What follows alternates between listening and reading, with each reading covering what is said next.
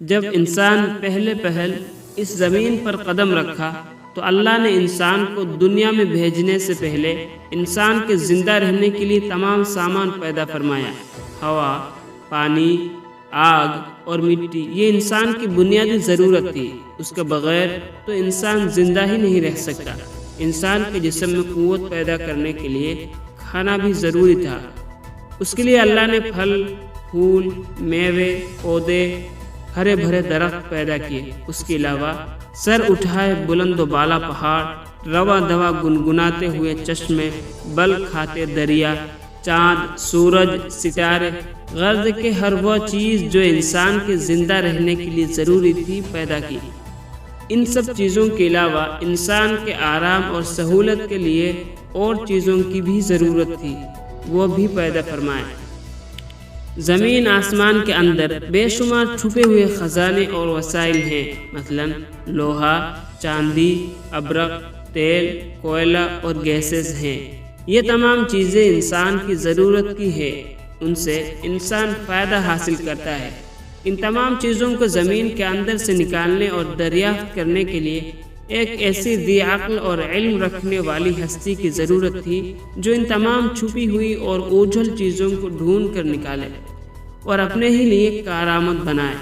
یہی ہستی ہے جسے انسان کہا جاتا ہے۔ انسان کو اللہ نے عقل اور سوچنے سمجھنے کی صلاحیت عطا کی، پھر دنیا میں بھیجا۔ سب سے پہلے انسان حضرت آدم علیہ السلام تھے۔ انسان کی نسل حضرت آدم علیہ السلام سے چلی اور تمام انسان حضرت آدم علیہ السلام کی اولاد ہے۔ اللہ تعالیٰ نے حضرت آدم علیہ السلام کو پیدا کرنے کے لیے ارادہ ظاہر کیا اور فرشتوں سے کہا، میں زمین پر اپنا خلیفہ بنانے والا ہوں۔ اس پر فرشتوں نے اعتراض کیا اور کہا، کیا آپ زمین پر انسان کو پیدا کرنے والے ہیں؟ انسان تو زمین پر فساد برپا کرے گا اور خون بہائے گا۔ ہم تو تیری پاکی بیان کرتے ہیں اور تیرا شکر بجا لاتے ہیں، کیا ہم عبادت کے لیے کافی نہیں ہیں؟ اللہ نے فرمایا، جو میں جانتا ہوں وہ تم نہیں جانتے۔ پھر اللہ نے خود اپنے ہاتھوں سے حضرت آدم علیہ السلام کا پتلا بنایا، پھر اسے سنوارا اور اسے مناسب شکل دی۔ اس کے جسم کا ہر حصہ خوبصورتی کے ساتھ بنایا۔ پھر اس مٹی کے پتلے میں اللہ نے روح پھونکی۔ پھر اللہ نے فرشتوں سے پوچھا کہ چیزوں کے نام بتاؤ اگر تم سچے ہو۔ فرشتوں نے جواب دیا، ہم نہیں جانتے، سب سے زیادہ تو آپ جاننے والے ہیں۔ ہم کو تو بس اتنا ہی علم ہے جو آپ نے ہم کو سکھایا ہے۔ آپ بڑے علم اور برکت والے ہیں۔ اللہ نے آدم سے کہا، اے آدم، ان فرشتوں کو ان چیزوں کے نام بتاؤ۔ اللہ نے آدم کو تمام چیزوں کے نام بتا دیے تو آدم کے علم میں تمام باتیں آ گئی۔ آدم نے ان چیزوں کے نام بتا دیے تو اللہ نے فرشتوں سے کہا، کیا میں تم سے نہ کہتا تھا کہ میں آسمانوں اور زمینوں کے اندر کی سب پوشیدہ باتوں کو جانتا ہوں، اور جو کچھ تم ظاہر کرتے ہو اور چھپاتے ہو سب کا علم رکھتا ہوں۔ اللہ تعالیٰ نے فرشتوں سے کہا کہ آدم کو سجدہ کرو۔ تمام فرشتوں نے آدم کو سجدہ کیا، لیکن ابلیس نے سجدہ کرنے سے انکار کر دیا اور وہ غرور کرنے والوں میں سے تھا۔ اللہ نے پوچھا، تجھے کس چیز نے سجدہ کرنے سے روکا جبکہ میں نے تجھے حکم دیا تھا؟ ابلیس جواب دیتا ہے کہ آپ نے انسان کو مٹی سے بنایا اور مجھے آگ سے پیدا کیا۔ ابلیس کے معنی مایوس اور نا امید ہونا، اسی لیے کہا گیا کہ جو شخص اللہ سے نا امید ہوتا ہے وہ ابلیس کے تابع ہوتا ہے۔ جو لوگ ابلیس اور شیطان کے بہکاوے میں آ جاتے ہیں وہ پست ہمت ہوتے ہیں۔ جو فرائض ان کے ذمے ہوتے ہیں وہ ادا نہیں کرتے اور ذلیل و خوار ہوتے ہیں۔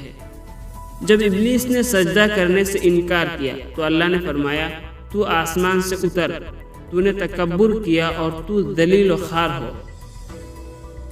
ابلیس نے کہا، مجھے قیامت کے دن تک مہلت دیجیے۔ اس پر اللہ نے فرمایا، تجھے مہلت دی گئی۔ ابلیس نے کہا، میں تیرے بندوں کو گمراہ کروں گا اور ہر طرف سے ان کو گھیرے میں رکھوں گا، وہ تیرا شکر بھی نہیں کریں گے۔ اللہ تعالیٰ نے حضرت آدم علیہ السلام کو حکم دیا کہ اے آدم، تم اور تمہاری بیوی بہشت میں رہو اور جو کچھ کھانا ہے فراغت سے کھاؤ، اور ایک خاص درخت کی طرف اشارہ کرتے ہوئے کہا، کہ اس درخت کی طرف نہ جانا اور نہ تم ظالم قرار دیے جاؤ گے۔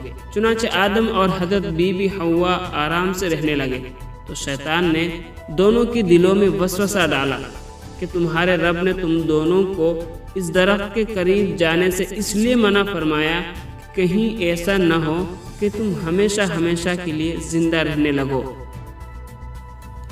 میں تمہارا خیر خواہ ہوں اور تم دونوں کی بھلائی چاہتا ہوں۔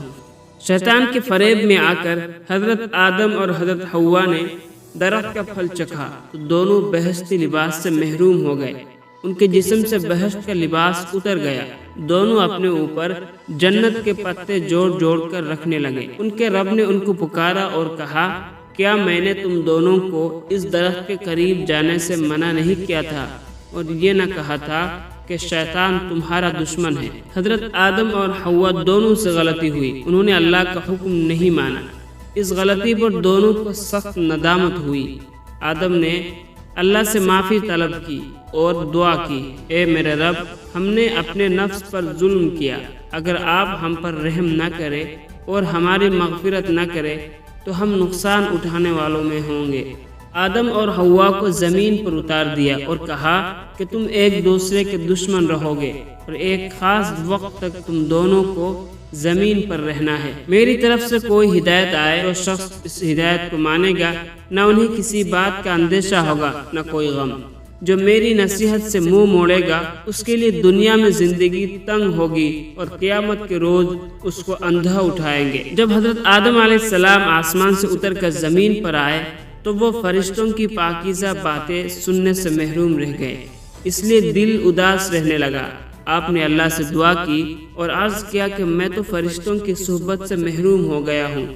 اس پر اللہ نے فرمایا، آپ مکہ معظمہ جائے، وہاں میرا گھر تعمیر کرے، اس کا طواف کرے اور نمازیں پڑھیں۔